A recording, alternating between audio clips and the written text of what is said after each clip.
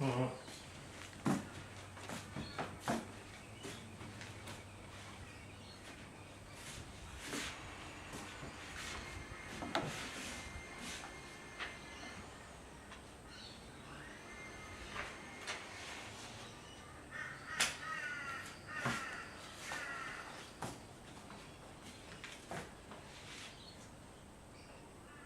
That was a long hour.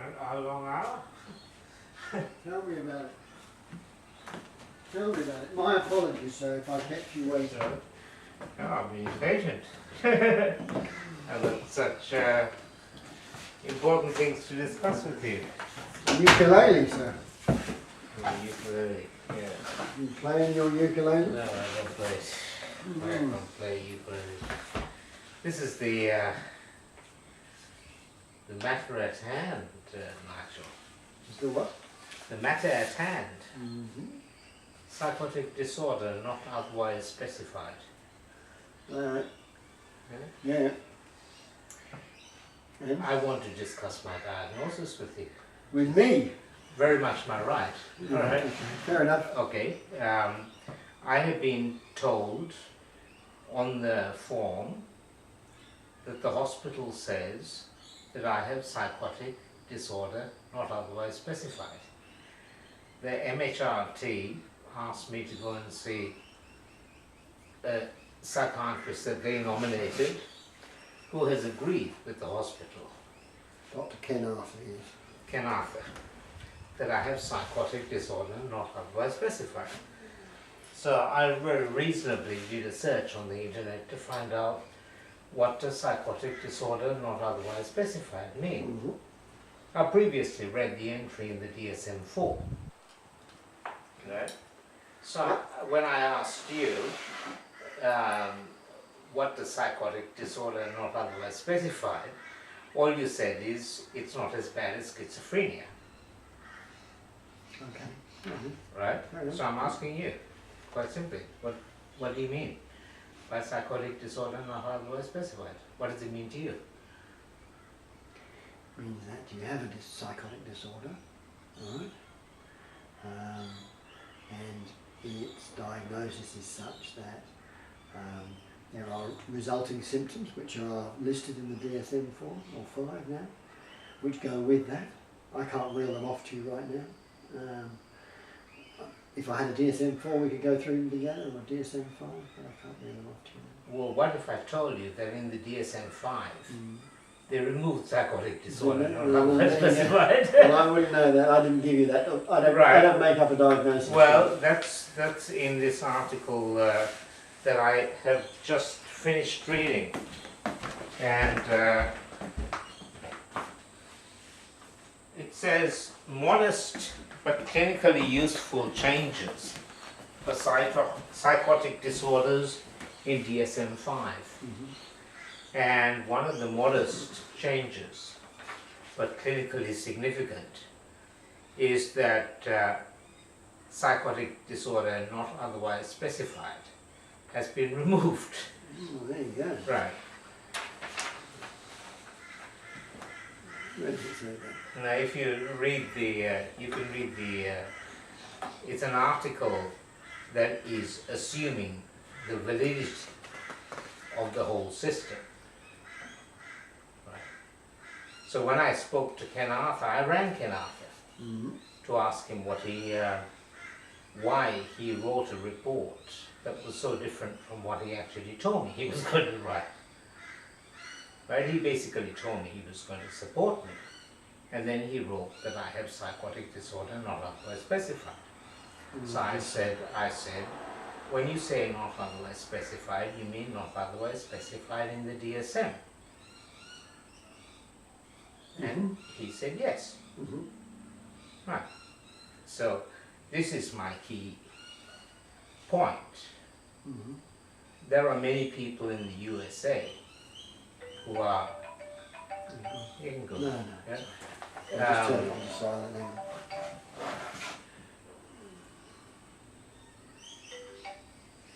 There are many people in the USA, including other doctors, who are criticizing the entire DSM, the DSM-4 they criticized and the DSM-5, for being over-inclusive and for having very poor reliability in terms of the labels that are used, as well as the treatments. And this is what I want to... It also says here though, doesn't it, is that while not otherwise specified, was largely removed from psychotic disorder. For psychotic disorders, Tandon said clinicians can still also designate if they deem it necessary. Indeed. They can still use it. They can still use it as a diagnostic. Right, you think that's very reasonable. Tandon. So can I ask you if you know who Tandon is? No, I've got a clue who Tandon is. Well, I do, because I wanted to find out. I'm sure your research is much better than mine. Having read this article, that is where... Well, now we all know. Where Tandon, or Rajiv Tandon, is strongly defending the DSM. Yeah, well, most, a lot of people use the World Health Organization one, don't they? They don't. I mean, it's Australia and America is DSM-5, but you know, anyway, go on. Well, there is nothing within the Australian Constitution that says that we should be labeling people as mad, according to a bunch of psychiatrists in the USA. No, but they've always chosen to use DSM-5. Ah, well, some people, I don't know when it actually began. Initially, they would have they don't use it. They would have been using British labels and system before they, probably after the 1950s, they started using the DSM. But what I'm saying is that even there is a lot of criticism in the USA. I saw some on the internet where there was another academic, debating Rajiv Tandon on the internet. Right? Is he an American psychiatrist? He's an American Indian psychiatrist from Florida. No, okay. Right, and he is saying. Was he on the DSM-5? Indeed he was. Committee. Indeed he was. I thought he might be the way they quoted him. Right. He was on the one of I could have made a good educated guess, right? So I didn't know. He was one of the 12-man psychotic disorders team. I'm sure he was. You know, he was complaining that he had spent at least 2,500 hours each of them without getting paid for it. Extra. Big whinge, woo woo woo. I'm sure he gets paid more than me. Most people get paid more than you. That's right. And this is the point that I'm... Oh, hold on, before I get to that, I'll say what I found on psychotic disorder not otherwise specified. Yeah. Two things. There's no, Wikipedia doesn't even mention psychotic disorder not otherwise specified. Well, that's not a very good diagnostic idea, is it? What Wikipedia does.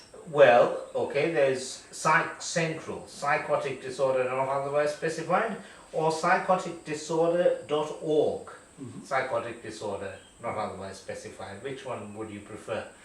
I don't mind. Whatever you like. Okay. Give me a smattering of all of them. So. This one, psychotic disorder not otherwise specified, is a mental illness which does not fall under any specific mental illness, because it lacks specific illness traits and does not have a specific way of diagnosis. Very unfortunate, isn't it? Right. When you get a diagnosis like that, isn't it? Very unfortunate. It is. And however, it goes on to say... Not a lot of definition there, is there? Not a lot, Nigel. And then it says, treatment, hospitalization. Patients suffering from this unspecified or unclear psychotic disorder may be hospitalized as a safety measure.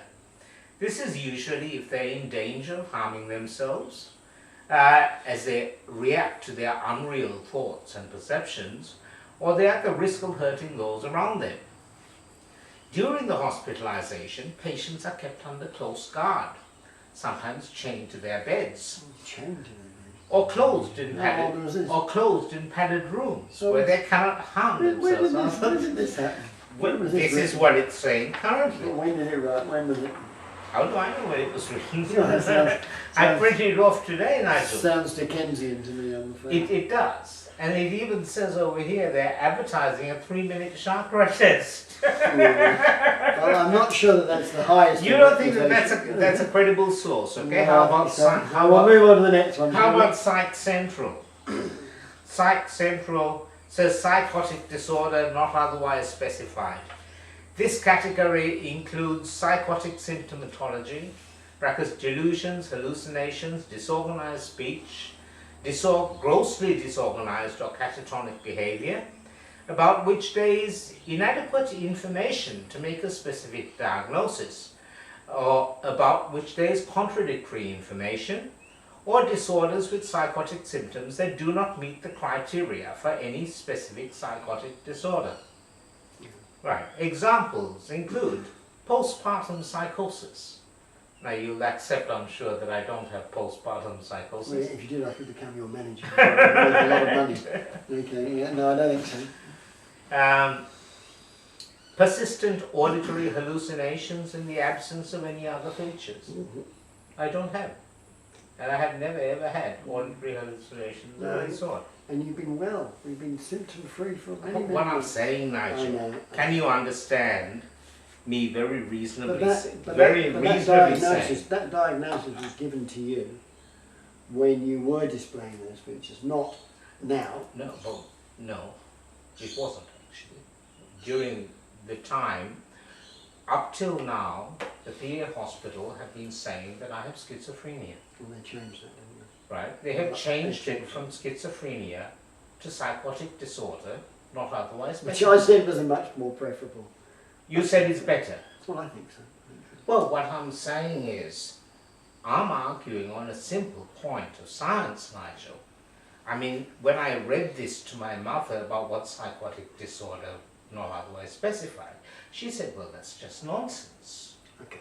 Right? And she said, discuss it with Nigel. Yeah. Well, I suppose what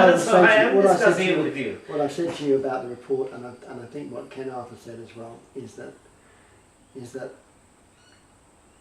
the features that presented, or that the doctors in their diagnosis believed was either schizophrenia or psychosis, not otherwise specified, were at a particular time period in your life. They may have been precipitated by, a breakdown in relationship with Sarah, a lack of being able to be close with Zoe,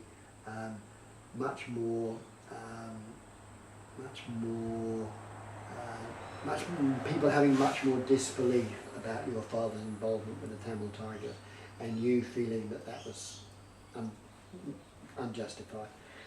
And so there was a whole, and at the time you may have been smoking more marijuana, so, and not using English spliffs as you now call them. So, I think there were a series of events that occurred during that time, okay, and whether... And this was manifested by me doing gardening. Oh, it wasn't just gardening though, was it? I mean, I came around here and said to you, the utility bill's really high. Yeah. We should turn the tap off, Yeah. because it was like 3,000 litres or something. It was ridiculous amounts of water you were using to irrigate the channels. I was using the water to actually make the cracks and make the ponds. Once I had finished doing it, it was always intended. But you did at the time flood your neighbour's garden as well. That was right. Well, there was water that came through. But Nigel, as my mother said, these are things that anybody could do. Of course. No, Okay, honestly, what I'm saying is... But when they took you into hospital, you were so angry, and maybe justifiably angry, but you were so angry that they always had to look after you in the high dependence. Rubbish. Didn't they? No. You did. No, Nigel, when you went Nigel, it had nothing whatsoever with me being so angry that they had to put me in the high dependency unit. They automatically and routinely took me into the AOA and just left me there without shoes. They took me from my house without shoes. They came to my house walked inside my house, grabbed me and took me to the hospital after turning off my taps. And then nobody was prepared to talk to me about it, right? That's what happened, Nigel. Okay, fine. It kept on happening. It kept on happening. So eventually I worked out that I wasn't going to run my taps, right? Now partly because, yes, the bill for the water was high, astronomical. Yeah, you don't need to exaggerate. Well, I don't think I'm exaggerating. Okay, well, the bill, I still paid it, you know. I'm not sure if you or your mother paid. Right. Okay. Sure. I think your mother helped you pay. Well, what I'm saying is, look, I don't have any financial difficulties whatsoever. No, look. Right. And what I was doing, as I explained at that time, I was trying to breed green tree frogs and striped burrowing frogs. To breed frogs and have ponds with tadpoles in it, you need to run water, for God's sake. Yeah, I wasn't running taps full on. I was running a little, once I'd actually established it, I was running a little trickle of water that was going in through a series of ponds. Now, I took photographs of it. I'm quite proud of my work that I did. There was nothing. No, but you're attributing this, even though Frank New said, when I explained it to him, he accepted that it was a perfectly reasonable explanation for what I was doing, although he accepted that it was a little bit eccentric. It was eccentric. Okay, well, I'm allowed to do things. Firstly, right, during that time, I also made a small vegetable patch out the back. I did a lot of physical activity in the garden, right? And I lost, to my delight, 5 kilograms of weight, right? And I became, for the first time in my life, what I regarded as slim. The police regarded me as slim. They described me as slim, right? I was very slim-built gentleman. Slim, right? Now I was very, and even the psychiatric guys wrote that I was slim. I have never ever been described as slim in my life, and I was very happy about it, right? The PA hospital have written that I had lost weight, possibly due to self-neglect. Now, these are the notes that Sagia Parker has written, right? I want these things removed from the notes because it's convincing these people. If we go back to the present day, all right, the present day says that that's the diagnosis that they're running with, okay? Now, if what we're attempting to do with Dr. Ken Arthur's report as well, is that everyone is suggesting that you remain on the ITO. I mean that's up to them. That's up to the MHRT to decide. That we can't go lower than this, so we withdraw that injection. That's for the treating team to decide, not me. But I'm the but I would advise that as well. In that I still come around once a month, once every 2 weeks, whatever it is that they decide or you decide, and that we see that not having this medication over probably 3 months, because it takes about 3 months to get out of the system. During those 3 months and beyond, that if there are no other symptoms that present themselves, then maybe you no longer have those other stressors in your life and other issues in your life which are interacting with you having a diagnosis called psychosis, not otherwise specified. If that's the case, then I would cease to see you as a case manager. Obviously there'd be no resumption of the thing. Your ITO would be revoked, and you could go on your merry way outside of the mental health system. So that would be, I mean, that would be the ideal, and that's what I think Ken Arthur and Dr. Siglia and myself are working towards. No, well, all right. It's not all right, not in the least bit, Nigel, because I'll tell you why. Right? Once you have been labelled as mentally ill, it is a cross that you carry for the rest of your life. Right? I agree. And it means that whenever you say something that someone disagrees with, they think, oh, is this the sign of this guy's mental illness? Relapsing, right? Etc., etc.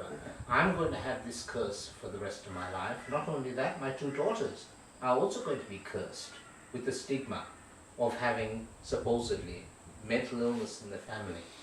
Right? All I can do is be pragmatic. All I can do is be pragmatic. Be pragmatic. I cannot rewrite history for you. Right? The history is there. And I know that you want some restoration of that history. You want some rewriting of that history, and that's for you through your personal or legal representative channels to. I don't have any legal representative channels. I don't know. You might employ a solicitor to. No, I'm not spending my hard-earned money on lawyers, right? No, what I'm trying to do is get my medical colleagues to start being slightly scientific, to be ethical. Well, I think like, I'll ask you a simple question, Nigel. Do you think that there are any human rights abuses in the psychiatric system in Queensland? Well, I'm sure there are.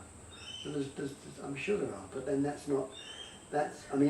think that you'd make a great consumer advocate in mental health for people who don't feel that the system has treated them well.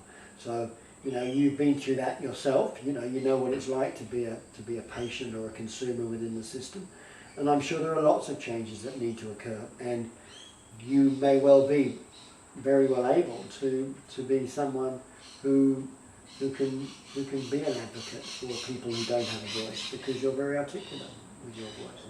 One of my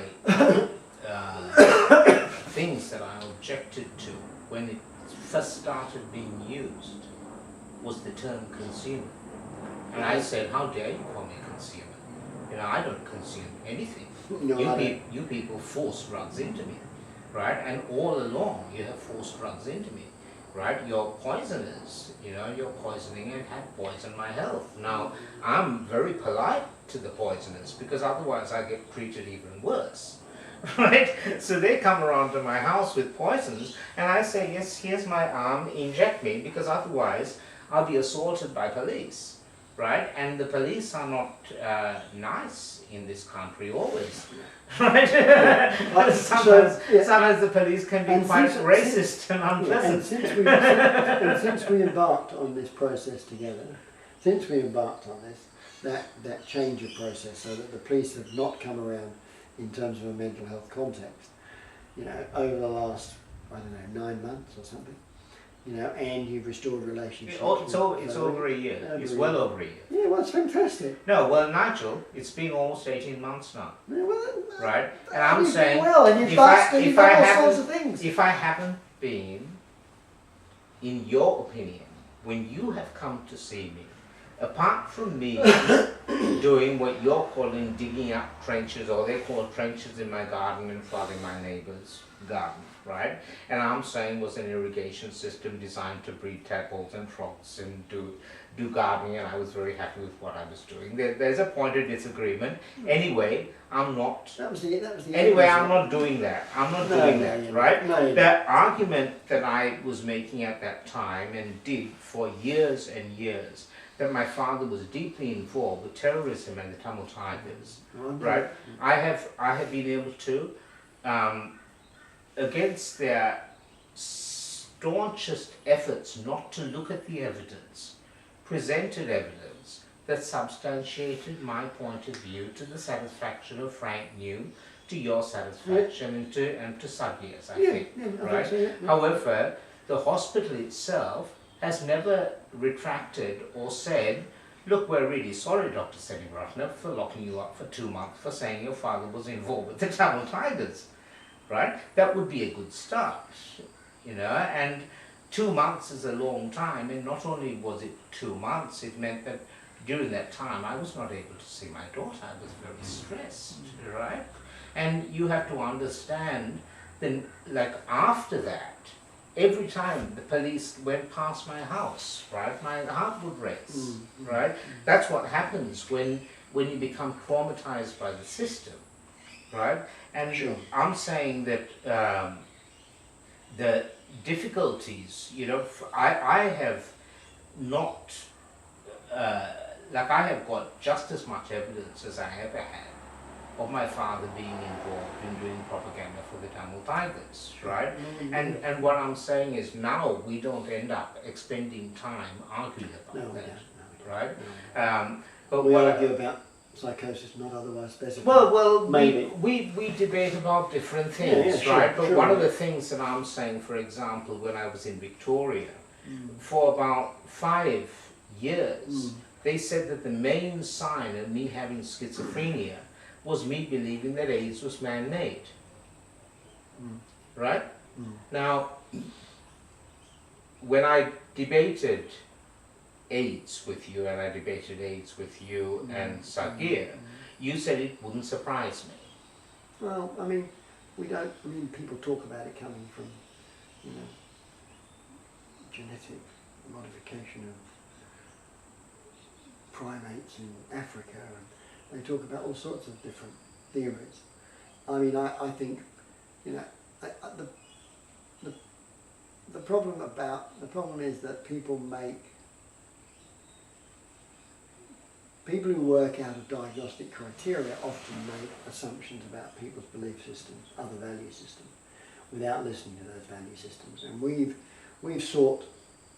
I've sought to listen to your value system, to what's your worldview, and to listen reasonably about your view of your father and of and the context of that for you. And you know, I've formulated this opinion that, you know, I don't disbelieve you in your views around that. You know, About AIDS, you mean? Oh no, about your father. I don't know. I haven't really looked into the. I mean, there are lots of what people would call conspiracy theories. There's lots of views around HIV and how it developed. I mean, I'm not sure that's highly relevant around what we're. I mean, I know it is because you see that as one of the reasons why someone locks you up, or the family locks you up in. It wasn't my family that locked me Yeah, up. It was actually the actual system. It was the psychiatrists who locked me up. My mother argued at that time that me thinking that AIDS was man-made was not a sign of mental illness, because she believes the same thing herself. It shouldn't be a sign of mental Right. illness. But they wrote in the notes at the Alfred Hospital that this is a delusion that AIDS is man-made. Yeah, I mean that I don't see why. I personally don't see why, you know, people can't hold differing beliefs, and I don't think holding a different belief about something is a sign of mental illness. Right. Well, I had a quick, because I went on the radio last week and to discuss corruption in the medical system, and I knew that they'd asked me about AIDS. It was on a thing called Informed Planet Radio, right? And this is a quote from Frank Macfarlane Burnet in 1946. There'll be some desperate problems facing Australia if Asiatic people are strengthened by adequate nutrition and the conquest of infectious disease. Malnutrition and disease in Asia have alone kept coloured populations in check to our north. Right? Now, Macfarlane Burnet said that he was a champion. This is the article. This is from the ABC. Champion of biological warfare in the 1940s. It's a top secret defense files in which he planned for attacks on the teeming hordes of Asia. And in a time, right, so Macfarlane Burnet was an expert in immunology. Right, he was Australia's most celebrated scientist and a winner of the Nobel Prize in 1960, right, in immunology. And he advised the government in 1947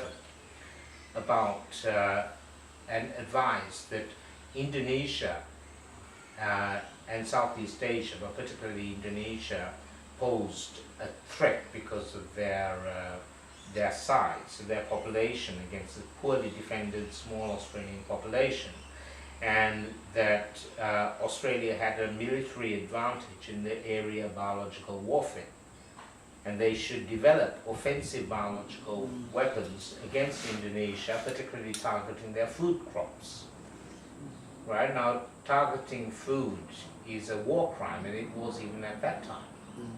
Now, Macfarlane Burnet was invited to advise the top military brass in 1947 and gave this advice, right? Now, the information was only released in 2001, 50 years later, right? Even 50 years later, Philip Dorling, the journalist, the historian who found this out, it was opposed by the military who didn't want the story getting out. Right? Now, so where does that move towards, what you're saying? Well, what I'm saying is that this is a sign that there was support by the establishment in the Australian university system for biological warfare in the Second World War. So, if you look at Australia's biggest immunology institute, it was headed by Macfarlane Burnet, followed by Gustav Nossel. This is in Melbourne, right? The top AIDS institute in Australia is the Burnet Institute, named after Macfarlane Burnet, right? And Macfarlane Burnet was also very concerned about overpopulation in his latter years, right? So what I found, I read this all I found this some years ago. This is the say Burnet solution to ban poison in Southeast Asia.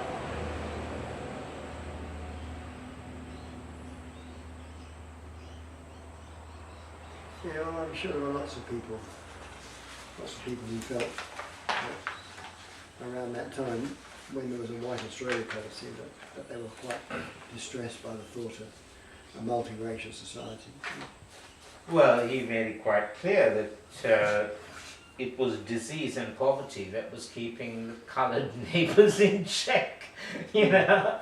And Professor Frank Fenner, I don't know if you've heard of him, he's in the Australian National University. He actually worked with Macfarlane Burnet and worked with him on the development of myxomatosis. You know how they used the CSR developed myxomatosis to kill off the rabbits? Disaster, yes. Right. Well, he said... all sorts of introduced things of disaster. It says, the interviewer says, like Macfarlane Burnet, Frank Fenner was very aware that their groundbreaking research on myxomatosis had huge public benefit.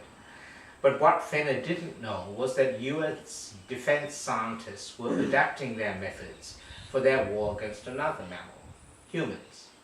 And now that Frank Fenner knows what the Americans are doing, he's astonished over their ruthlessness. And there's a quote from Frank Fenner: "If they can kill rabbits like that, we could get something that killed humans like that, it would be wonderful." Laughs. That's the sort of attitude you had to have if you were in that game.